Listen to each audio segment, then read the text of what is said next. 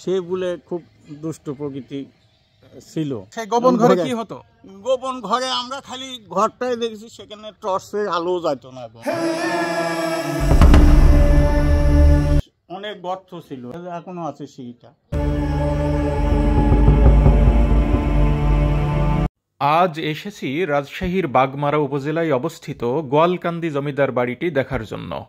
এই রাস্তাটি জমিদার বাড়িটিতে প্রবেশ করার প্রধান পথ। এই জমিদার বাড়ির শুরুতেই চোখে পড়বে গোয়ালকান্দি ইউনিয়ন পরিষদ কার্যালয়ের ভবন। এই ভবনটি মূলত জমিদারদের ব্যবহৃত একটি বাসভবন ছিল। জমিদার বাড়িটি বর্তমানে পরিত্যক্ত অবস্থায় পড়ে আছে। এই জমিদার বাড়ির আয়তন কেমন ছিল তার কোনো তথ্য নেই। তবে জানা যায় তাহেরপুর জমিদার বাড়ি ও দুর্গাপূজার সৃষ্টিকারী রাজা কংস নারায়ণ 1480 থেকে 1500 খ্রিস্টাব্দে এই জমিদার বাড়িটি নির্মাণ করেন। পরবর্তীতে সতীশচন্দ্র দত্ত নামে একজন এই জমিদার বাড়িটি পরিচালনার দায়িত্ব পান।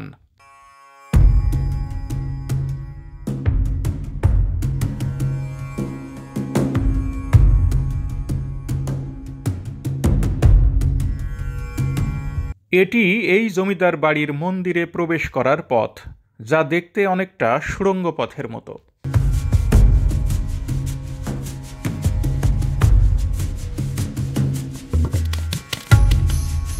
এই স্থানটি সম্পূর্ণটাই মন্দিরের অংশ ছিল, যা এখন ধ্বংসপ্রাপ্ত ভুতুড়ে স্থানের মতো দেখায়।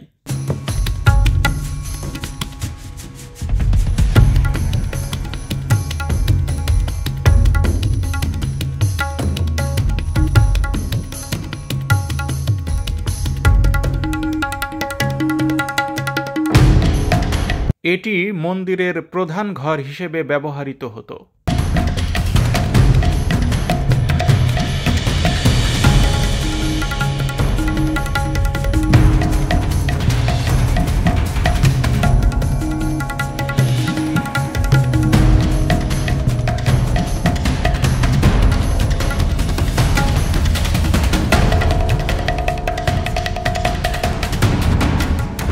ইটগুলো ক্ষয়ে গেছে এবং দেয়ালে গাছের জন্ম হয়ে যেন অশরীরীদের বসবাস এখানে।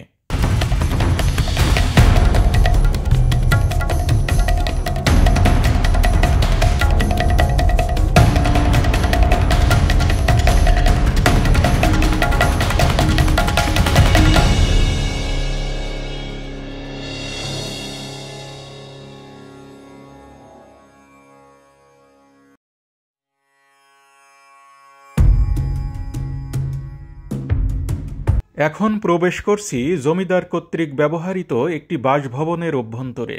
এখানে বেশ কয়েকটি বাসভবন ছিল, কিন্তু অনেক ভবন ধ্বংস হয়ে মাটির সঙ্গে মিশে গেছে।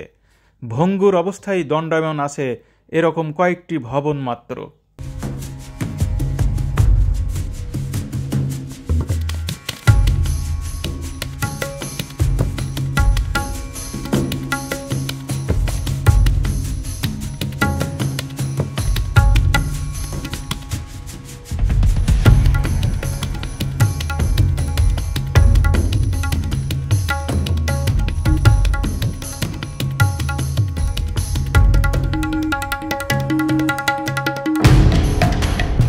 উনিশশো 1947 সালে ভারতবর্ষ ভাগ হলে এই জমিদার বংশধরগণ এক ব্যক্তির সঙ্গে জায়গা জমি বিনিময়ের মাধ্যমে ভারতে চলে যায়।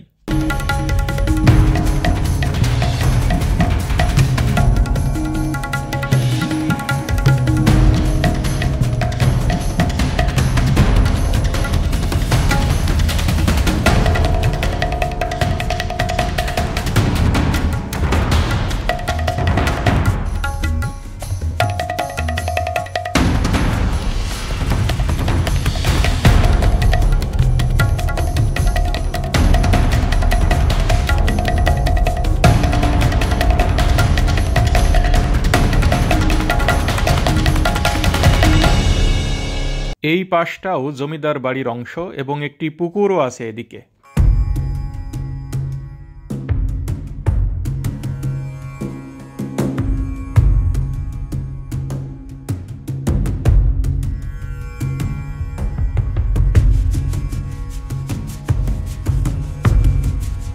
এই ভবনটি জমিদার মেহমানদের ভবন হিসাবে নির্ধারিত ছিল। এটি জমিদারদের ব্যবহৃত আরেকটি বাসভবন, যা দেখে মনে হচ্ছে যেন অশরীরীরা বলছে, আমাদের রাজ্যে এসো না। পাশেই দেখা যাবে একটি পুকুর।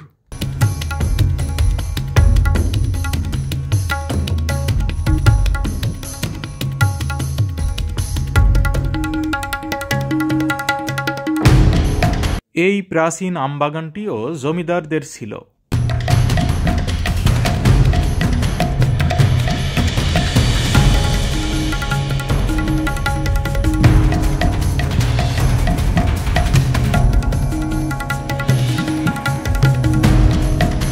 কথা বলছি শ্রী নারায়ণ চন্দ্র সরকারের সঙ্গে, যিনি এখানকার স্থানীয় একজন বাসিন্দা। যে এই জমিদার বাড়ি যিনি প্রতিষ্ঠা করেছিলেন তার নাম কি? তার নাম হলো সতীশচন্দ্র দত্ত। তার 3 ছেলে 3 ভাই থাকা সত্ত্বেও 3টে স্টেট তারা চালাতো। এখানে ধরেন পাবনা, গয়াহাটা এদের সম্পত্তি আছে। তারপরে ইয়াতে আপনার বিরামপুরে, দিনাজপুর বিরামপুরে এদের সম্পত্তি আছে। এখান থেকে সে এই জমিদারি স্টেট নিয়ন্ত্রণ করতেন। এই জমিদার বংশের জমিদাররা কেমন ছিল? আগেকার জমিদাররা একটু তো অহংকারী ছিল। আশেপাশে গ্রামগুলান হিন্দু মুসলমান প্রত্যেকে প্রায় এখানে প্রতিদিন খাওয়াতো। এর মধ্যে একটা হলো মেজো ভাই আসিল, যার নাম হলো অনিল দত্ত। জি জি। সে বলে খুব দুষ্ট প্রকৃতি ছিল। আচ্ছা, সে কি করতো? লোকজন ইয়া করতো, বাইজিত মাজাতো। এই জমিদার বাড়িতে এমন কিছু ছিল গোপন কক্ষ, যেখানে গোপন কিছু কার্যকলাপ হতো? এখানে একটা গোপন ঘর আমরাও দেখেছি। সেই গোপন ঘরে কি হতো? গোপন ঘরে আমরা খালি ঘরটাই দেখেছি, সেখানে টর্চের আলো যেত না। এটা কি সেই গোপন ঘর? হ্যাঁ হ্যাঁ হ্যাঁ, ওটা গুহার উপর দিয়ে সিঁড়ি আছে নিচে। ও, একটু আসেন তো দেখি।